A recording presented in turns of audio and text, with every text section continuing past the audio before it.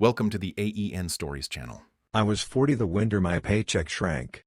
That's a specific kind of cold, numbers that don't add up, a thermostat set lower than comfort, your kid asking if the heat is broken and you telling her it's fine because you don't want to make worry a family hobby. My name is Mark. I stack pallets for a distributor 3 days a week and do whatever else the world will pay for the other 4, odd jobs off next door, small engine repair, Saturday morning gutters.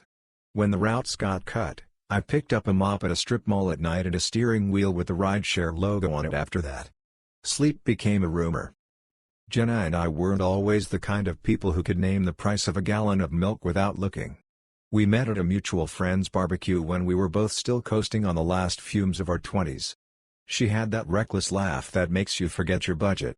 We made a home before we really understood what that meant, a small rental with old windows, a mismatched couch, and a landlord who liked cash. Then Sophie came, a 12-pound miracle wrapped in hospital cotton, a person who made our friends say you look different and mean the rest of your life started today. By the time Sophie was 12, she hardly weighed anything when she leaned against me on the couch, but she carried the gravity of a planet. She's one of those kids who will say I'm not hungry and then eat a whole apple standing in the doorway because she can't decide if she's coming or going. She's a good student, mostly. She likes drawing horses she has never ridden. Money is the part of the story I keep wanting to skip because it's boring and humiliating. But there's no way around it. When my hours dropped, I told Jenna it would be okay because that's what men who love their families say when there's a hole in the boat. I can pick up more, I said, and then I did. Delivery between 11 and 2, toilets at the dental office on Tuesdays, rides in the dead hours when only drunks and nurses are moving. Jenna took it like a bruise at first, something ugly you can cover with a sleeve. I'm tired of being broke, she said one night, stirring boxed mac and cheese like anger could keep it from clumping. I am so tired of this, Mark. I feel like we're always almost drowning. I said, I know, which is the truth and also a way of saying please don't leave the room. She started posting in local Facebook groups about opportunities. It felt like tossing a bottle into a huge ocean and hoping it drifted to the right beach. The replies were fast. They always are. DM me for info. Join our team. No experience necessary. One woman, whose profile looked like a lifestyle magazine, threw up on it: sun hats, pool days, beige kitchens without fingerprints, messaged Jenna about light admin work and quick commissions. A man named Kyle wanted to talk about crypto and liquidity and getting in early, phrases that sound like ladders to people standing in holes. Jenna started meeting new friends for coffee, then strategy nights, then pop-ups. At first it was just evenings. I'll be back by 9, she'd say, spraying on a perfume she only wore for weddings and job interviews. She'd kiss my cheek and avoid my eyes if I was still in my work boots because marriage has rituals and avoidance can be one of them. I nod, count the cash in my pocket, and fold laundry while Sophie did math at the table. 9 became 10. 10 became midnight. They're so supportive, Jenna said, coming in with cheeks flushed from flattery and something else. They're teaching me to think bigger. I wanted to say, we need you to think here. Instead I asked, did you eat? And handed her a plate. We used to do a weekly shop on Sundays. Sophie would push the cart like a driver in a parade, and Jenna would play the game where you guess the total before the register blinks it at you. The first week we started skipping milk, I told myself we'd swing back later. The second week, I told myself it was a phase. The third week, Sophie opened the fridge and said, "It looks like a hotel fridge," and laughed like she knew the joke wasn't kind. Jenna's phone became a metronome. Ping. Ping. I have to take this. The kitchen became a backdrop for calls, then a place to drop empty takeout boxes from meetings where, apparently, everyone had eaten except us. You wouldn't get it, she said when I asked what, exactly, she was doing. It's networking. It's like multiple streams. I said, it looks like one stream, our money, going out. She rolled her eyes in a way that meant fight or retreat. I went to clean a church bathroom and chose retreat. There are a dozen little things I noticed and filed in the drawer labeled later. The way Jenna's hands trembled after some of these meetings. The new friends whose jokes were both too loud and not funny. The energy drinks. The way she'd call Karen from the office down the street a sheep for not quitting. The mornings when she'd sleep an hour past the time Sophie needed her to braid her hair. "Dad, can you?" Sophie asked, handing me a hair tie. I watched a video on my phone and tried not to think about how practice at 6 a.m. has a way of making you better at anything, including pretending you're not scared. The night before it went sideways, I took a graveyard rideshare run from the airport to a hotel 30 miles away. The guy in the backseat talked about a conference like it was church. He tipped well, in cash, which made me feel seen in a way I didn't want to interrogate. I got home at 3:20 a.m. Brushed my teeth with my finger. The toothbrush had fallen behind the sink, a metaphor I chose to ignore, and fell onto the couch. At 7 o'clock, Sophie shook my shoulder. "Dad, Mom said she'll be back by lunch, but I'm hungry now," she whispered, apologizing for needing things. I got up, made toast, cut the crusts because once, 4 years ago, I had done it and she had declared it restaurant. We ate in the kind of silence that isn't comfortable but isn't hostile either. It's a truce with your own life. I was scheduled to clean the office of a small bookkeeping firm at 4 and run the evening shift at the warehouse at 9. At 2, Jenna texted, "Going to a meeting. Don't wait up." No period. I put my phone down and told the empty room that I was definitely not waiting up. Sophie started taking inventory in a way that made me ache. "We're out of cereal. And, there's only one egg," she'd say, as if reporting to headquarters would generate supplies. I tried to keep the tone light. "Then we'll make a one-egg miracle," I said. We made pancakes that were more like crepes and pretended they were French. She laughed and said, "Très bien, chef," and for 2 minutes we were a sitcom instead of a documentary. The day it happened, I came home early.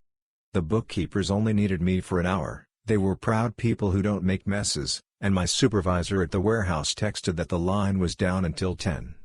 I figured I'd nap on the couch, maybe make spaghetti before heading out. The house told me something was wrong before I opened the door. It wasn't a smell at first. It was quiet, a different kind than we know. It was a kind of stillness that felt like the air had been holding its breath too long. Then the smell hit, sweet and chemical and sour. There are smells that make you think of cupcakes and baseball games. This was not that. I stepped into the living room and paused because there were people in my house I hadn't invited. A man with a face like a screwdriver, thin and sharp, sat on the arm of the couch, his leg twitching like a nervous animal.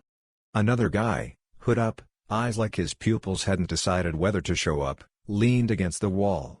A woman I had never seen before rummaged through our mail on the counter like she had lost something she'd brought. On the coffee table were things I had only seen in PSA posters, a small mirror, a short straw, a baggie with something that looked like promises ground up into powder.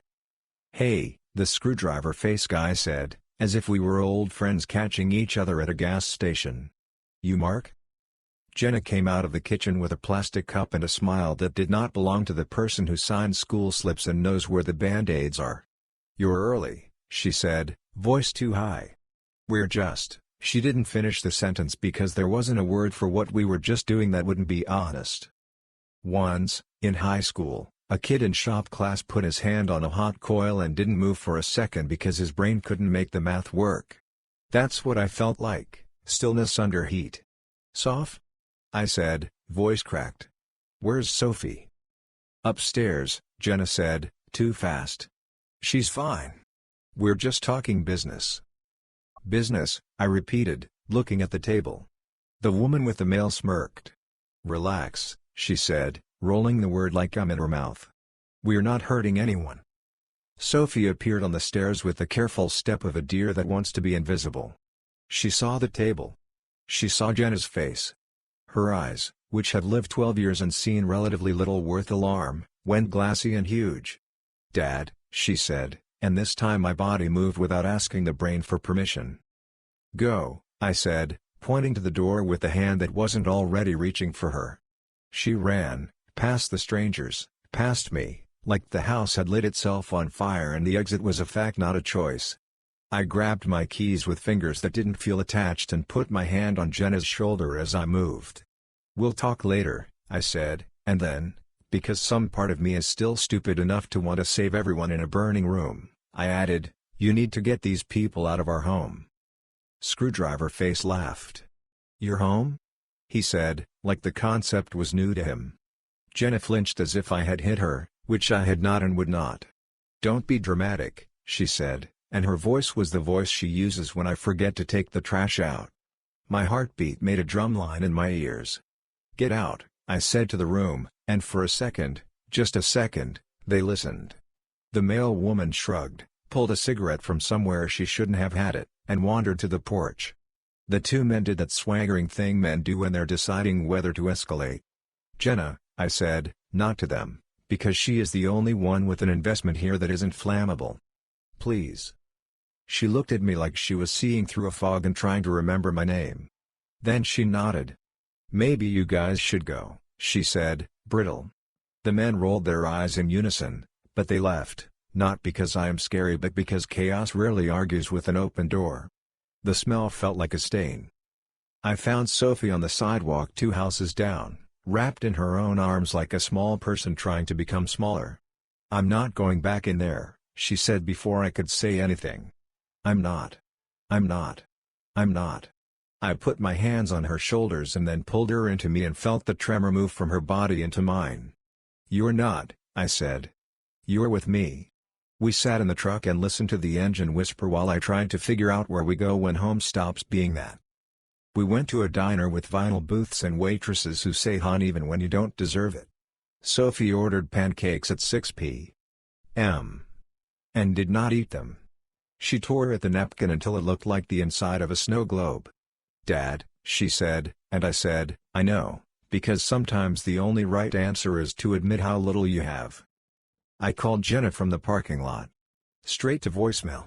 I texted, "They cannot be in the house. We are at May's diner. Sophie is safe." 3 dots appeared, then vanished.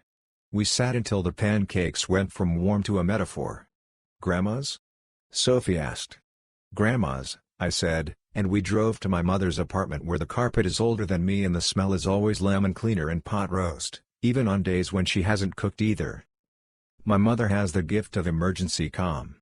She hugged Sophie first, with both arms and her whole heart, then looked at me. "Do I need to get my purse?" she asked, which is how she says, "Will there be police?" I shook my head. "Not yet," I said, and hated the word yet like it was a bug I could squish. That night, I slept on her couch with the TV on low, the way you do when you need noise to drown out a different kind. I woke to my phone's mean light. A text from Jenna, "They're gone. I'm sorry. I just needed it's been a lot." I typed and erased 3 replies. I settled on, "You need help. Sophie can't be in that house until it's safe." She wrote back, "Don't take my daughter from me." I held the phone like it was something living and dying at the same time. The next days are a blur lined with phone calls and paperwork. I talked to a lawyer who charges in 6-minute increments and did not make me feel stupid. I called a counselor whose voicemail promised she holds space and I decided not to be cynical about that because space is exactly what we needed held. I called CPS myself, which felt like walking into a police station and confessing to something you didn't do because someone has to tell the truth out loud. The woman on the phone was clinical and kind. "Is there an immediate danger?" she asked. "There was," I said. "In the house." "Substances?" "People." She said, "We'll send someone to check the home," and my stomach tried to leave my body. Jenna oscillated between furious and apologetic. "You're overreacting," she texted at noon. "I'm sick," she texted at 3. "Please don't paint me as a monster," she texted at 9. I called her and said, "I will never call you a monster. I will also not pretend this is something it is not." Silence. Then, "Can I see Soph tomorrow?" I said, "At my mom's, with me there." She said, "Fine," which did not mean fine. Sophie didn't ask for detail. She asked for guarantees. "If she yells," she said, "can we leave?" "Yes," I said. "If she cries?" "We can leave then, too," I said, and she looked at me with 12-year-old wisdom that made me older and younger. "I don't want to fix her," she said, like she was confessing to a crime. "You don't have to," I said. "You don't have to fix anyone. The visit was a small mercy. Jenna came in clean clothes, hair washed, face puffy the way a face gets when it has done a lot of crying without completion. She hugged Sophie and said "I'm sorry" like a rhythm. Sophie stood stiff at first and then softer. They sat at the table and colored a horse from one of those adult coloring books with tiny spaces designed to keep hands busy and brains quieter. If I tell you that I cried in the bathroom while pretending to look for extra hand soap, you may think less of me. I don't care. Law moves slower than pain, but it moves. Our temporary custody hearing was in a room with carpet that has seen 1,000 smaller tragedies. Our lawyer said, "We'll ask for primary physical custody with a clear path to reunification contingent on treatment and proof of sobriety," which is a lot of words to say. Protect the kid, don't slam the door. The judge, gray hair, eyes with no patience for theater, asked if we could avoid making each other villains. I said, "I can try." Jenna nodded, arms crossed like she was cold. They asked Sophie if she wanted to speak. I didn't know they did that, not always, but at 12, with a counselor's recommendation, they sometimes do. My whole body wanted to block the door to that witness box, but Sophie put her hand on my arm, a tiny reassurance, and walked up like it was a stage and she was doing a monologue she had practiced. The bailiff raised a hand and she raised hers and repeated the words like she was pledging to a flag she actually believed in. The judge said, "You can tell me anything you want me to know." Sophie looked at me first because to speak is to ask permission. I nodded. She took a breath. "I'm not safe there," she said. Clear. Simply. Sometimes there's no food. Sometimes there are people I don't know and they look at me like I'm a problem. She swallowed. She is small for her age, but in that moment she was exactly the size of herself. "I love my mom," she added, and those words were a gift and a knife. "But I don't want to live there. I want to live with my dad." The sound Jenna made, sharp in, slow out, broke me in a way I am not literary enough to describe. She put her hand over her mouth and nodded at me like a pact. The judge wrote something down, then looked at us. "The child's preference is clear," she said. "It's also reasonable. We'll set a schedule that allows for frequent, meaningful contact with the mother conditioned on sobriety and a safe home environment. Mr. Halpern, you will be primary residential parent effective today." The gavel tapped a small, inadequate period at the end of a sentence that will keep being written. We got a calendar and a list. Supervised visits at first, then unsupervised if certain boxes were checked. Random tests. A caseworker who would pop by like a weather system. A class on co-parenting no one wants to take but everyone should. A stack of pamphlets thick enough to hold open a door. I took the stack home and put it on the counter next to an empty fruit bowl. Life didn't become noble after that. It became practical. The landlord agreed to swap our place for a smaller unit that actually sealed in winter. I fixed the cabinet door that had hung crooked since the day we moved in. I set up a chore list that Sophie pretended to hate and secretly liked because order is a kind of love. We made a meal plan with a whiteboard and learned that if you buy the bulk rice that comes in a sack with a handle, you will never starve. Sophie ate breakfast every day, oatmeal with brown sugar, apple slices, a scrambled egg when we could. She stopped asking if we were okay and started asking whether she could try out for the school play. "I don't sing," she said, then sang. Jenna started going to meetings, the kind in basements with bad coffee and chairs in a circle. At first it felt like a performance. Then it felt like a practice. She sent me pictures of chips in her palm, 24 hours, 30 days, 60.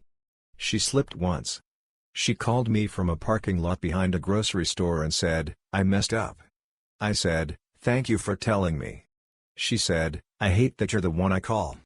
I said, "I don't." She started therapy with a woman who wears soft sweaters and asks questions Jenna doesn't like. Good. Some Sundays, when the schedule allowed and the caseworker didn't have a reason to say no, Jenna came to the park with us. She sat on the bench while Sophie climbed and then came back and sat close, their shoulders doing a thing that is not forgiveness but is something like it. Sophie would roll her eyes and say, "Mom, you're so embarrassing," and it was the kind of complaint that felt like a benediction because it belongs in a different life, a normal one. I learned some domestic tricks. How to French braid without making it look like I used a rake. How to stretch a rotisserie chicken into soup and tacos and then stock. How to say no, thank you when a boss hints that your boundaries are unpatriotic. How to sleep for 90 minutes and have it count. How to ask for help without making it a martyrdom. You want a big ending. We all do. A miracle, a relapse, a reunion, a courtroom scene where someone runs in breathless with a document that changes the outcome. We had none of that. We had a Tuesday where Sophie stood at the bus stop in a coat we got at the church thrift and laughed at something on her phone. We had a Thursday where the fridge was full enough to make me breathe differently when I opened it. We had a Saturday morning where Jenna called and asked if she could take Sophie to the farmer's market and I said yes, and then they came back with flowers someone had given away for free because they were one day past perfect. Sophie put them in a jar and said, "They're still pretty," and I said, "Still pretty counts." The house smells like coffee most mornings now. There's a paper on the fridge with the court schedule and the custody plan, but there are also A- tests and a flyer for the school play with Sophie's name 3 lines down. Cookies live in a tin that used to hold nails. The tin says 1 1/4 brads on the side. We laugh about it. It's not a metaphor. It's just our life. Sometimes, late at night, after Sophie is asleep and the cat has declared my lap her rightful property, Jenna texts me pictures of the sky from wherever she is: blue at 3 p.m. Orange at 7. Day 94, she typed last week, and then, I know I could fix what I broke. I'm trying to live the kind of days our kid can stand next to. I wrote back, keep going, because advice is often arrogance dressed as kindness and the truth is simpler than I want it to be. I'm still taking side gigs. The distributor picked up a new account and I clawed back 8 hours. I clean 4 fewer toilets than I used to. I don't drive nights unless I have to. When I do, and the back seat is quiet, I think about the things we almost didn't survive and the ordinary heroics that kept us stitched together. Sophie's hand in mine in the courthouse hallway, my mother's purse by the door, ready, the waitress at May's calling my kid sweetheart like the word could pad the corners. I think about Jenna's face the day Sophie said, "I wanted to live with Dad," and how she nodded instead of arguing because beneath the wreckage there was still the mother I knew. If you're looking for a lesson, I only have the small ones. Keep rice in the pantry and bandages where you can reach them in the dark. Tell your kid the plan even when the plan is we're figuring it out. Don't let strangers decide what your living room is for. If someone offers easy money, check your windows and your soul. Love is not a strategy. It's a will. It's spaghetti on a Tuesday and a ride to rehearsal and a braid that looks almost right. It's a girl on a witness stand, voice steady, telling the truth without malice. It's a dad who doesn't make that weight her burden by nodding and then shouldering the rest. We are not heroic. We're a man and his daughter in a smaller place with better windows, a calendar with a custody grid, a jar of flowers a day past perfect. We're okay. On good days, we're more than that. On bad days, okay is a banner I salute when I pour coffee into a chipped mug. Sophie has started drawing horses with riders now. She says the faces are hard. I tell her the faces are everything. She smirks like her mother and keeps drawing. Thank you for listening my story.